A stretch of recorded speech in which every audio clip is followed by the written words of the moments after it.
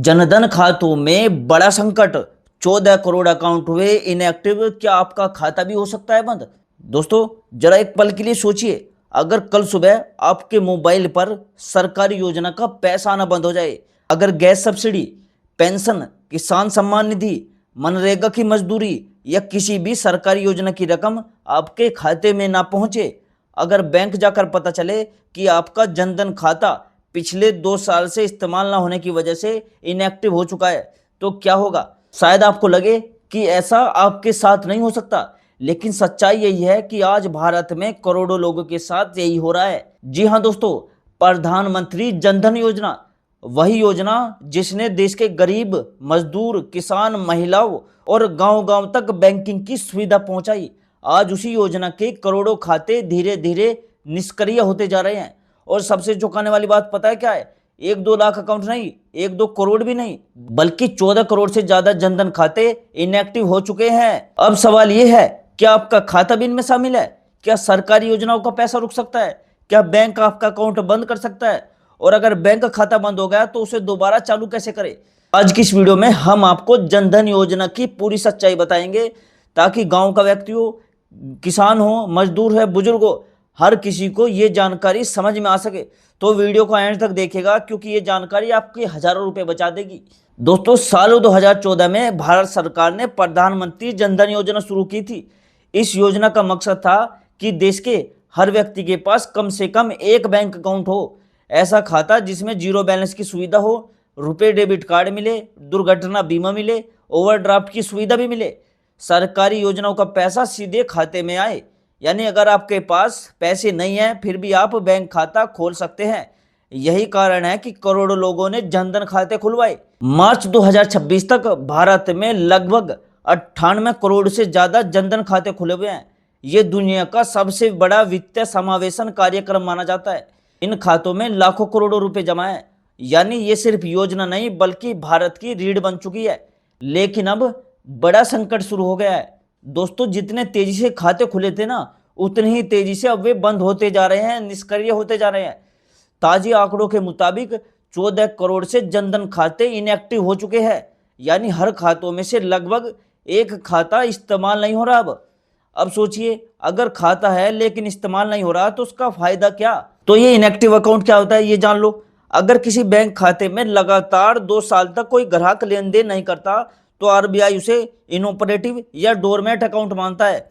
यानी उसमें पैसा जमा नहीं किया, पैसा निकाला नहीं, यूपीआई उपयोग नहीं किया, कोई ट्रांसफर नहीं किया, तो खाता निष्क्रिय माना जाता है। इससे नुकसान क्या होता है? अगर आपका खाता निष्क्रिय हो गया है तो सरकारी योजनाओं का पैसा नहीं आएगा, एटीएम कार्ड आपका काम नहीं करेगा, यूपीआई चलना बंद हो जाएगा, बैंक से पैसे निकालने में दिक्कत होगी, केवाईसी दोबारा करनी पड़ेगी और खाते को चालू कराने के लिए बैंक भी जाना पड़ेगा आपको। यानी आपका खाता आपके नाम पर रहेगा लेकिन उपयोग करना उसका मुश्किल हो जाएगा। अगर आपका जनधन अकाउंट निष्क्रिय हो गया तो इन योजनाओं का पैसा रुक सकता है। पीएम किसान सम्मान निधि योजना का पैसा रुक सकता है, एलपीजी गैस सब्सिडी का रुक सकता है, मनरेगा मजदूरी का रुक सकता है, वृद्धावस्था पेंशन रुक सकती है, विधवा पेंशन रुक सकती है, स्कॉलरशिप रुक सकती है, मातृत्व लाभ रुक सकता है और राशन की सब्सिडी भी रुक सकती है। इसलिए जनधन खाता एक्टिव रखना बहुत जरूरी है। रिपोर्ट के अनुसार कई बड़े बैंकों में बड़ी संख्या में जनधन खाते इनएक्टिव हुए हैं। सरकारी बैंक जैसे SBI, PNB, bank of India, union bank, Canara bank, bank of Maharashtra, UCO bank, इनमें सबसे ज्यादा खाते इनएक्टिव हुए हैं। वहीं प्राइवेट बैंक में आईसीआईसीआई बैंक में, एचडीएफसी बैंक में, आईडीएफसी फर्स्ट बैंक में सबसे चौंकाने वाला आंकड़ा आईसीआईसीआई बैंक का बताया गया है, जहां बड़ी संख्या में जनधन अकाउंट इनएक्टिव हो चुके हैं। स्टेट बैंक ऑफ इंडिया में क्या हुआ है देखो, एसबीआई देश का सबसे बड़ा बैंक है। इस बैंक में लाखों जनधन खाता खुले थे, लेकिन समय के साथ कई खातों में लेन देन बंद हो गया। नतीजा, बड़ी संख्या में खाते निष्क्रिय हो गए। आखिर ये खाते इनएक्टिव क्यों हो रहे हैं? सबसे बड़ा सवाल यही है। देखो, सबसे पहले तो लोगों ने खाते खुलवाए लेकिन इस्तेमाल नहीं किया।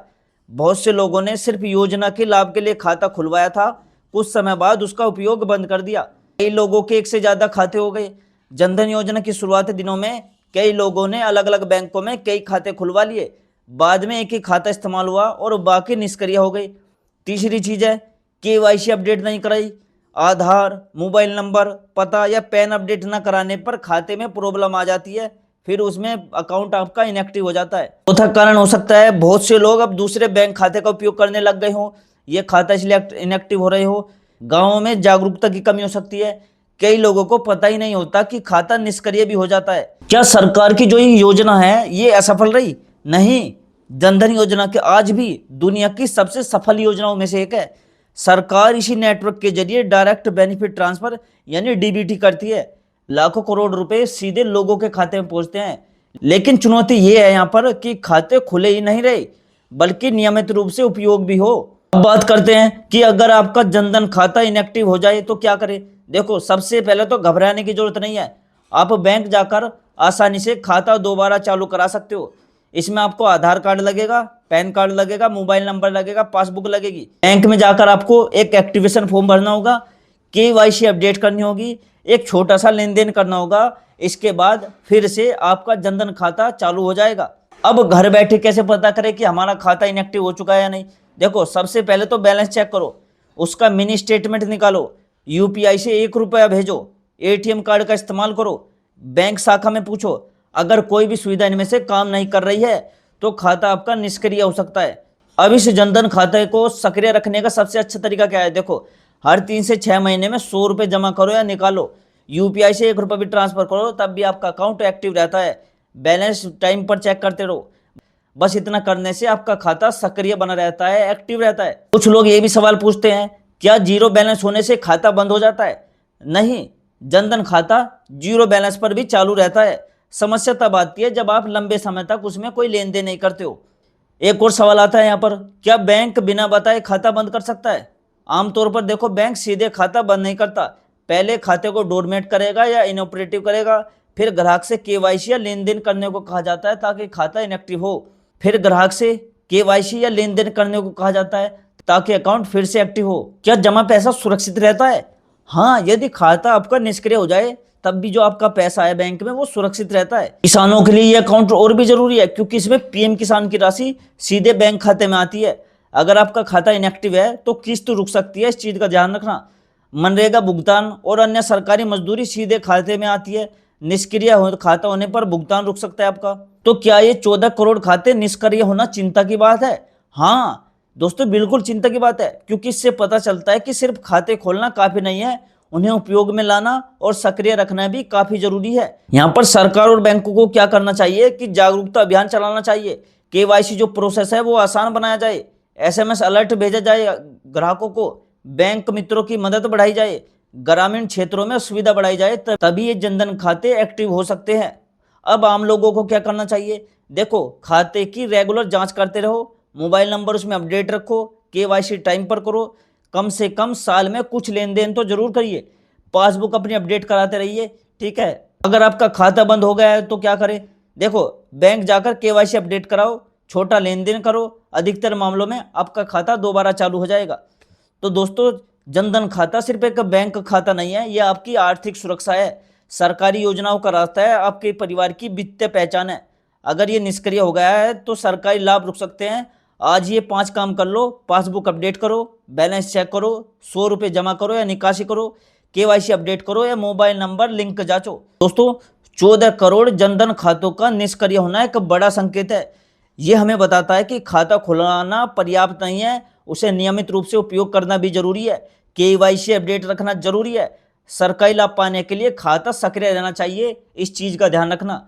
और अगर आपके परिवार में भी किसी का जनधन खाता है, आज ही जांच कर ले कि वो एक्टिव है या नहीं, ठीक है। और अगर दोस्तों आपको जानकारी काम की लगी हो तो वीडियो को लाइक कीजिएगा, चैनल को सब्सक्राइब कीजिएगा और इस वीडियो को ज़्यादा से ज़्यादा लोगों तक फैला जाओ।